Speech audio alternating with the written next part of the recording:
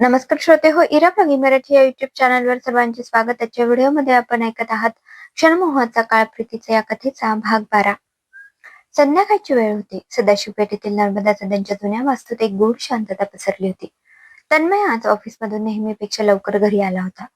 घरी आल्यावर त्याने बॅग सोफ्यावर ठेवली आणि त्याचं पहिले लक्ष साक्षीच्या खोलीच्या बंद दाराकडे गेलं. सकाळपासून ती त्या अंधाऱ्या खोलीत स्वतःला कोंडून घेऊन बसली होती. अमयच्या त्या निष्ठुर मेसेजने आणि पोलीस तक्रारीच्या बातमीने तिचं उरलं सुरलं धैर्यही हिरावून घेतलं होतं. तन्मयने जोरात दार ठोठावलं. साक्षी, साक्षू, अगं किती वेळ स्वतःला असं कोंडून घेणार आहेस? बाहेर ये. रडून आणि भिवून तुझे प्रश्न सुटत नसतात, ते सोडवावे लागतात. मला तुझी तातडीने मदत हवी आहे. तन्मयच्या आवाजात एक प्रकारची अधिकारवाणी आणि स्पष्टता होती. काही मिनिटांनी साक्षीने रडवेला आणि सुजलेल्या चेहऱ्याने दार उघडलं. तिचे विस्कटलेले केस आणि थकलेला अवतार पाहून कोणालाही तिची दया आली असती. काय मदत करणार तू तन्या? आता काहीच उरलं नाहीये. संपूर्ण जगाला, माझ्या ऑफिसला आणि अगदी अमय सरांनाही हेच वाटतंय की मी डाटा चोर आहे. पोलीस कोणत्याही क्षणी इथे येऊ शकतात आणि मला बेड्या ठोकू शकतात. माझं आयुष्य संपलंय रे. ती पुन्हा रडू लागली. तन्मयने पुढे होऊन तिचे दोन्ही हात आपल्या हातात घेतले. त्याने तिच्या डोळ्यात रोखून पाहिलं. साक्षी, इकडे बघ. संपूर्ण जगाला काय वाटतं याने मला आजही फरक पडत नाही आणि उद्याही पडणार नाही. मला माहितीये तू कोण आहेस. ज्या साक्षीने शालेय आयुष्यात कोणाचा साध्या खोडरबरला स्पर्श करण्याची हिंमत केली नव्हती, ती कोट्यवधींचा डेटा काय चोरी करणार? तुला स्वतःवर विश्वास नसेल तरी माझा तुझ्यावर 100% विश्वास आहे. आणि राहिला प्रश्न अमय जागीरदारचा, तर तो आकडे आणि बिझनेस ओळखण्यात हुशार असेल, पण माणसं ओळखण्यात तो अजूनही कच्चा आहे. जो आपल्या माणसाला संकटात पारखून घेण्याऐवजी पुराव्यांच्या नावाखाली वाऱ्यावर सोडतो, तो प्रगल्भ असूच शकत नाही.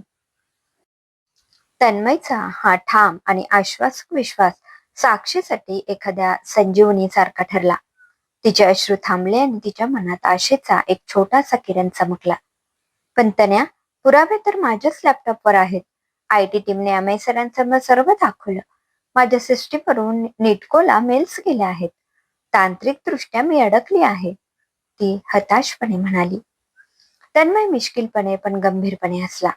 साक्षी, लॅपटॉपवर पुरावे दिसत आहेत याचा अर्थ ते आहेत असा होत नाही. डिजिटल जगात डेटा मॅनिप्युलेट करणं आणि प्लांट करणं हे काही कठीण काम नाही. मी बँकिंग क्षेत्रात काम करताना असे अनेक आर्थिक घोटाळे आणि IT फ्रॉड्स जवळून पाहिले आहेत, जिथे निष्पाप लोकांना अत्यंत पद्धतशीरपणे अडकवलं जातं आणि मुख्य सूत्रधार पडद्यामागे लपलेला असतो. तुझं हे प्रकरण साधं वाटत नाहीये. हा फक्त डेटा चोरीचा विषय नाही, तर तुला ओरियन मधून बाहेर काढण्याचा आणि अमयचा विश्वास तोडण्याचा हा एक मोठा कट आहे. तन्मयने तिला खुर्चीवर बसवलं आणि स्वतः एक पेन आणि कोरा कागद घेतला. आता रडणं थांबव आणि आपण या प्रकरणाचा मुळापासून तपास करणार आहोत. त्याने कागदावर काही नावं लिहायला सुरुवात केली.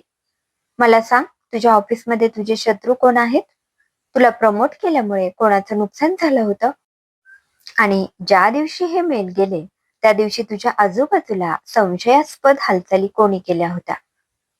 साक्षीने विचार करायला सुरुवात केली. तिच्या डोळ्यासमोर मिस्टर खन्नांचा तो उपरोधिक चेहरा आणि अमयची बहीण ईशा हिचा तिरस्कार स्पष्टपणे दिसू लागला.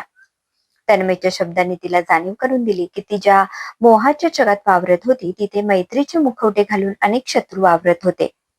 तन्मयने डायरीवर मिस्टर खन्ना असं मोठ्या अक्षरात दिलं आणि खाली एक प्रश्नचिन्ह काढलं. बँकिंग मध्ये आम्ही आधी बेनिफिशरी शोधतो, म्हणजे त्या चोरीचा फायदा कोणाला झाला? तुला अडकून कोणाचं सिंहासन सुरक्षित झालं? आपण तिथूनच तपासाला सुरुवात करू. साक्षी, ही लढाई आता फक्त तुझी नाही, तर आपल्या नर्मदा सदनच्या अस्मितेची आहे. आपण या अमय जागीरदारला दाखवून देऊ की सत्याला पुराव्यांची गरज नसते, तर ते जिद्दीने शोधावं लागतं. तन्मयच्या या जिद्दीने साक्षीच्या आयुष्यात पुन्हा एकदा लढण्याची उमेद निर्माण केली होती. रात्र आता मध्यरात्रीच्या दिशेने झुकली होती. सदाशिव पेठेतील रस्ते सामसूम झाले होते आणि पावसाने धुवून काढलेल्या नर्मदा सदनच्या भिंतीतून मातीचा एक मंद ओला सुगंध दरवळत होता. गॅलरीत तन्मयने स्वतःच्या हाताने बनवलेल्या आल्याचा वाफळलेला चहा 2 कपात आणला होता. साक्षी आज कित्येक महिन्यानंतर शांतपणे कोणताही कॉर्पोरेट ताण न घेता तन्मयच्या शेजारी त्या जुन्या लाकडी बाकावर बसली होती. काही दिवसांपूर्वी तिला अमय जहागीरदारच्या आलिशान मर्सिडीजच्या मऊ सीटवर बसताना जो श्रीमंतीचा अभिमान वाटला होता, त्यापेक्षा कितीतरी अधिक पटीने सुरक्षितता आणि शांतता तिला आज या वाड्याच्या साध्या लाकडी बाकावर जाणवत होती. अमयच्या जगात शब्दांना किंमत होती, पण इथे मौनालाही अर्थ होता. अमयच्या जगात स्टेटस महत्वाचं होतं, पण इथे फक्त माणूस महत्वाचा होता. तन्या, साक्षीने चहाचा घूट घेतला आणि ती खूप वेळ शांत राहिली. मग अत्यंत जड अंतःकरणाने तिने विचारलं, मी तुझ्याशी खूप वाईट वागले ना? मी तुझा फोन घेतला नाही, तुला आउटडेटेड ठरवलं, तुझ्या त्या निखळ साधेपणाला मी कमी लेखलं. अमयच्या त्या ग्लॅमरस जगाच्या नादात मी आपल्या मैत्रीलाही डागाळलं. तरीही इतकं सगळं होऊनही तू माझ्या पाठीशी आज ढाल बनून का उभा आहेस? तुला राग येत नाही माझा? तन्मयने गिटारच्या एका ताऱ्यावर हलकी टिचकी मारली.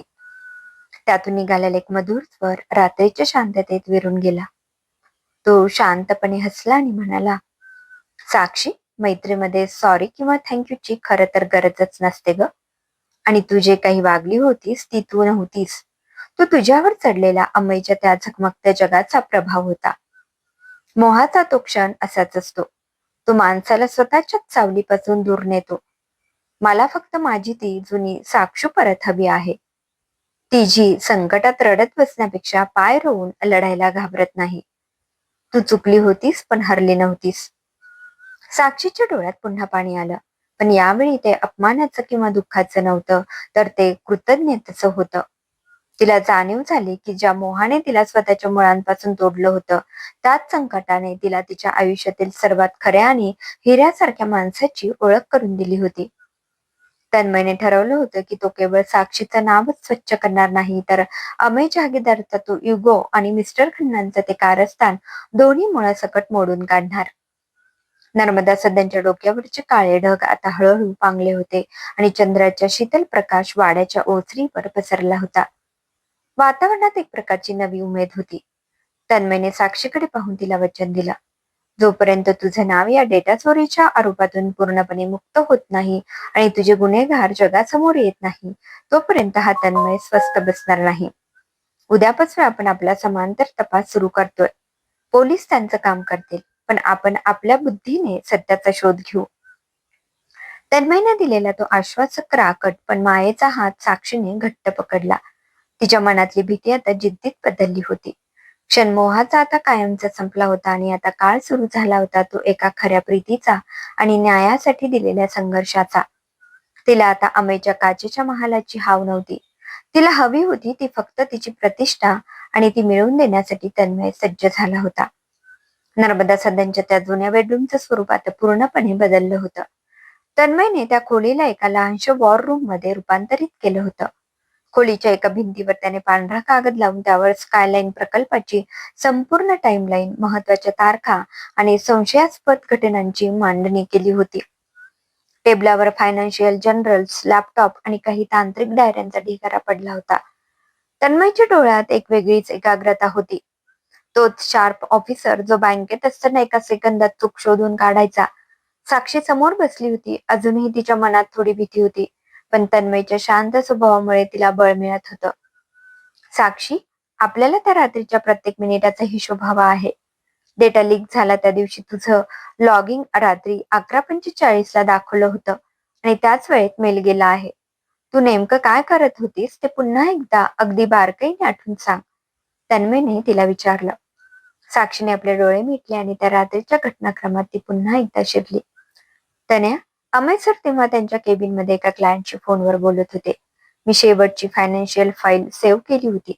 मला खूप थकवा जाणवत होता, म्हणून मी सरांच्या केबिन मध्ये रिकामे झालेले कॉफीचे मग आणि फाईल्स द्यायला गेले होते. तिथून परत येईपर्यंत ऑफिसचे दिवे अचानक गेले होते. कदाचित बॅकअप सुरू होण्यासाठी काही सेकंदाचा वेळ लागला असावा.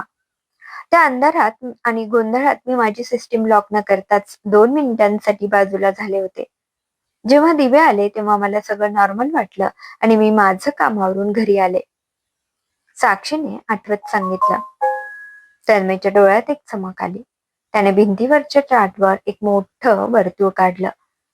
म्हणजे ते 10 ते 15 मिनिटाच्या गॅपमध्ये जेव्हा सीसीटीव्ही कॅमेरेही पॉवर फ्लक्च्युएशनमुळे बंद असावेत, तेव्हाच कोणीतरी तुझ्या सिस्टीमचा वापर केला. पण साक्षी, मुद्दा फक्त डेटा चोरीचा नाही. कॉर्पोरेट हेरगिरीमध्ये डेटा फक्त देऊन चालत नाही, तर त्यासाठी समोरच्या व्यक्तीला मोठा मोबदलाही मिळतो. नेटको सारखी बलाढ्य कंपनी फुकट डेटा घेणार नाही. जर त्यांनी कोणाला तरी लाच दिली असेल किंवा खरेदी केलं असेल, तर त्याचा मनी ट्रेल कुठे ना कुठेतरी बँकिंग सिस्टीम मध्ये सापडणारच. आकडे कधीच खोटं बोलत नाहीत.